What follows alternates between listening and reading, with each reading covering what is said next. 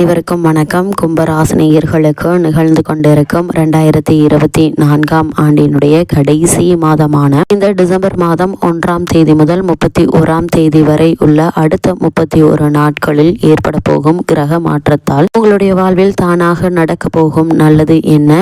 லட்சியம் வேண்டாம், அவசியம் பாருங்கள். மேலும் கும்பராசினியர்களுக்கு என்ன மாதிரியான நன்மைகள் எல்லாம் ஏற்பட இருக்கு, கிரக நிலைகளின் ரீதியாக அமையிருக்கும் சாதகங்கள் என்ன, பாதகங்கள் என்ன, மேலும் என்ன மாதிரியான முன்னேற்றங்கள் எல்லாம் ஏற்பட இருக்குது கும்பராசினியர்களுக்கு இந்த டிசம்பர் மாதம் விளக்கூடிய தருணங்கள்ல கிரகங்களுடைய சஞ்சார நிலைகள் என்ன என்று பார்க்கும்போது ரிஷபத்தில் குரு பகவான் வக்ரகதியிலும், அதே போல கடகத்தில் செவ்வாய் நீச்சம் பெற்றும், கன்னியில் கேதுவும், விருச்சகத்தில் சூரியனும் புதனும், மகரத்தில் சுக்கிரனும், கும்பத்தில் சனி பகவானும், மீனத்தில் ராகுவும் சஞ்சரிக்கிறாங்க. இந்த கிரகங்களுடைய சஞ்சார நிலைகளின் காரணமாக கும்பராசினியர்களுடைய வாழ்வில் குடும்ப சூழ்நிலை ரீதியாக உத்தியோகம், தொழில், வியாபாரம், கலைத்துறை, அரசியல் துறை, மாணவ மாணவிகள், விவசாயத்துறையினர், பெண்மணிகள் என அனைவருக்குமே என்ன மாதிரியான நன்மைகள் எல்லாம் ஏற்பட இருக்கு என்பது குறித்தான முழுமையான பதிவு தான் இந்த வீடியோல நம்ம விரிவா பார்க்க போகிறோம். அந்த வகையில் கும்பராசினியர்களுக்கு இந்த டிசம்பர் மாதம் 1ஆம் தேதி முதல் 31ஆம் தேதி வரை உள்ள இத்தருணங்கள்ல என்ன மாதிரியான நன்மைகள் எல்லாம் ஏற்பட இருக்கு என்று பார்க்கும்போது, ராசியில் சனி வக்ரம் நீங்கி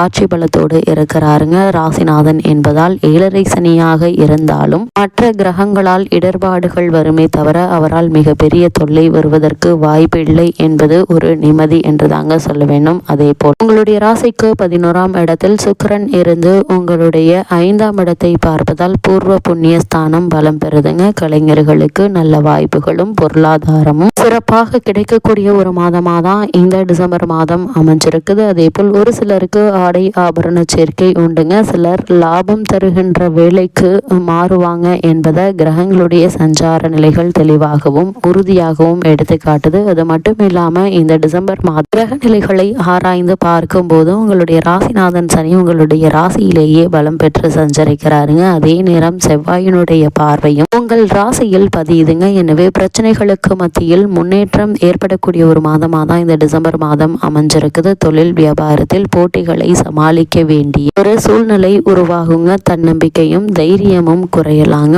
உடன்பிறப்புகள் வழியில் செலவுகள் சற்று அதிகரிப்பதற்கான வாய்ப்புகள் அதிகம் இருக்கு. செலவுகள் அதிகரித்தாலும் கடன் வாங்க வேண்டிய அவசியம் ஏற்படுமா அப்படின்னு கேட்டீங்கன்னா நிச்சயமாக இல்லைங்க. ஏதாவது ஒரு வகையில் உங்களுக்கு வருமானம் இருந்து கொண்டே இருப்பதால செலவுகளை சமாளிக்க முடியுங்க. எதிர்காலத்தை பற்றிய பயம் அகலக்கூடிய ஒரு தருணமாகவும் இந்த டிசம்பர் மாதம் அமைஞ்சிருக்குது. குறிப்பா இது மாதிரியான பல கவலைகளுக்கும் மனதில் ஏற்படக்கூடிய சஞ்சலங்களுக்கும் இறை வழிபாடே உங்களுக்கு கை கொடுக்கும் என்பதையும் கிரகநிலைகள் மீண்டும் மீண்டும் உங்களுக்கு அறிவுறுத்துதுங்க. கும்பராசினியர்களை பொறுத்த வரைக்கும் இந்த மாதத்துல ரிஷபராசியில் குரு பகவான் இந்த மாதம் முழுவதுமே வக்ர இயக்கத்திலே இருக்கிறாருங்க. உங்களுடைய ராசிக்கு 2, 11 ஆகிய இடங்களுக்கு அதிபதியானவர் குரு வக்ரம் பெறுவது என்பது அவ்வளவு நல்லதல்லங்க. கொடுக்கல் வாங்கலில் பிரச்சனைகள் உருவாகலாம். கொடுத்த தொகையை வாங்க முடியவில்லையே, வாங்கிய தொகையை கொடுக்க முடியவில்லையே என்ற கவலை மேலோங்குங்க. பணப்பற்றாக்குறை அதிகரிக்கும். அருளாளர்களுடைய ஆசையும் அனுபவஸ்தர்களுடைய அறிவுரையும் உங்களுக்கு கை கொடுக்கக்கூடிய ஒரு நேரமாக தான் இந்த காலகட்டம் அமைஞ்சிருக்குது என்பதை கிரகங்களுடைய சஞ்சார நிலைகள் மீண்டும் மீண்டும் உங்களுக்கு அறிவுறுத்துதுங்க. அது மட்டும் இல்லாம கும்பராசினியர்களுக்கு இந்த மாதம் முழுவதுமே சனி பகவானை செவ்வாய் பார்க்கிறார். அதாவது கடகத்தில் உள்ள செவ்வாய் இந்த டிசம்பர் மாதம் முழுவதும் கும்பத்தில் உள்ள சனி பகவானை பார்க்கிறாருங்க. உங்களுடைய ராசியில் உள்ள சனியை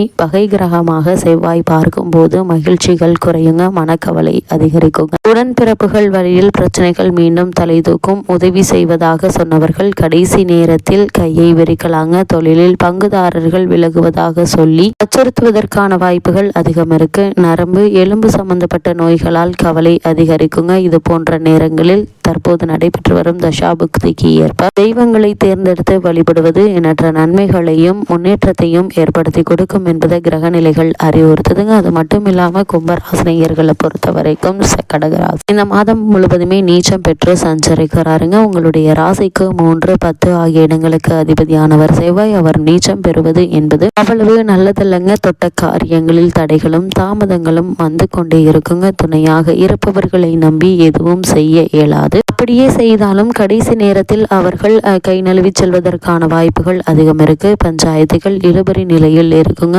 உத்தியோகத்தில் உள்ளவர்களுக்கு பணிச்சுமை அதிகரிப்பதற்கான வாய்ப்புகளும் அதிகம் இருக்குதுங்க. பாடுபட்டதற்கேற்ற பலன் கிடைக்காது. ஆனா கூடிய விரைவில் சனி பகவான் உங்களுடைய ராசிக்கு தனஸ்தானத்திற்கு மாற இருப்பதால உங்களுக்கு ஏற்பட்டு வந்த பல தடங்கல்கள், தாமதங்கள், விரயங்கள் நீங்கி முன்னேற்றத்தை ஏற்படுத்தியும் கொடுப்பாருங்க. அது பொறுமையாகவும் நிதானமாகவும் இருப்பது மிக மிக அவசியங்க. அதே போல இந்த மாதத்தினுடைய முற்பகுதியில நீச்சம் பெற்ற செவ்வாய் வக்ரமம் பெறுகிறாரு. உங்களுடைய ராசிக்கு 3, 10 இடங்களுக்கு அதிபதியான செவ்வாய் வக்ரம் பெறுவது என்பது அவ்வளவு நல்லது கிடையாதுங்க. தொழில் பங்குதாரர்கள் நம்பிக்கைக்குரிய விதம் நடந்து கொள்ள மாட்டாங்க. உடன்பிறப்புகளுடைய பகை அதிகரிக்குங்க. பாக பிரிவினைகள் இழுபறி நிலையில் இருக்குங்க. பஞ்சாயத்துக்கள் நீடிக்குங்க. பழைய வழக்குகள் முடிவுற்றாலும் புதிய வழக்குகள் தொடருங்க. உத்தியோகத்தில் உயர் அதிகாரிகளை பகைத்து கொள்ள வேண்டாம் என்பதை கிரக நிலைகள் மீண்டும் மீண்டும் அறிவுறுத்தது. அதே போல் இந்த டிசம்பர் மாதத்தை பொறுத்த வரைக்கும் தனுசு ராசியில் சஞ்சரித்த சுக்கிரன் உங்களுடைய ராசிக்கு விரயஸ்தானத்திற்கு பயிற்சி ஆகிறாருங்க. அதாவது உங்களுடைய ராசிக்கு விரயஸ்தானத்திற்கு வரும் சுக்கிரன் விலையுயர்ந்த பொருட்களை விற்க வேண்டிய ஒரு சூழல் உருவாகும். கவனமாக இருங்க. குறிப்பா தொழிலில் நஷ்டத்தை ஈடுகட்ட வாங்கிய சொத்துக்களை விற்க வேண்டி இருக்குங்க.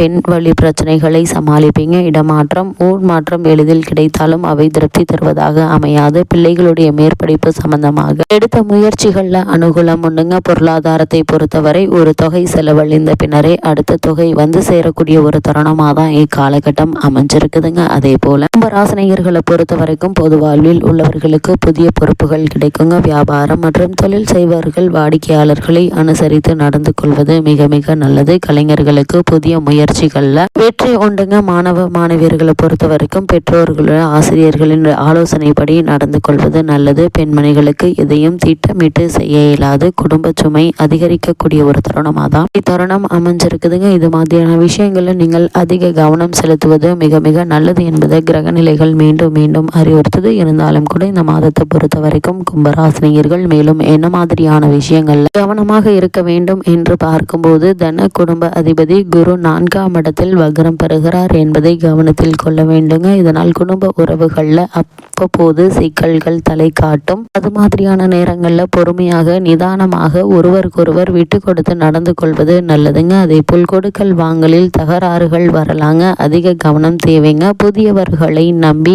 எந்த பொறுப்பும் ஒப்படைக்க முடியாது. வியாபார போட்டிகள் அதிகரிக்குங்க. சிலருக்கு இந்த தொழில் வேண்டாம், வேறு தொழில் செய்யலாம் என்கின்ற எண்ணமும் ஏற்படுங்க. இது மாதிரியான நேரங்கள்ல உணர்ச்சி வசப்படாமல் பொறுமையாக நிதானமாக சூழ்நிலையை கையாள்வது அவசியங்க. திருமண சம்பந்தமான முயற்சிகளை மேற்கொள்பவர்களாக இருந்தீங்க அப்படின்னா அந்த திருமண சம்பந்தமான முயற்சிகள்ல வரனை பற்றி தீர விசாரித்து ஆராய்ந்து அதற்கு பிறகு வரனை நிச்சயிப்பது நல்லதுங்க. எடுத்தோம் கௌத்தோம் என்று எந்த செயலில் ஈடுபட வேண்டாம் என்பதை கிரகநிலைகள் மீண்டும் மீண்டும் உங்களுக்கு அறிவுறுத்துதுங்க. கும்பராசினியர்களுக்கு கிரகநிலைகளின் ரீதியாக கூறப்படும் பரிகாரம் என்ன என்று பார்க்கும்போது ஞாயிற்றுக்கிழமை ராகு காலத்தில் துர்க்கையை வணங்குங்க. தொல்லைகள் குறையும். எண்ணற்ற நன்மைகள் உங்களுடைய வாழ்வில் ஏற்படும் என்பதை கிரகநிலைகள் தெளிவுபடுத்துது.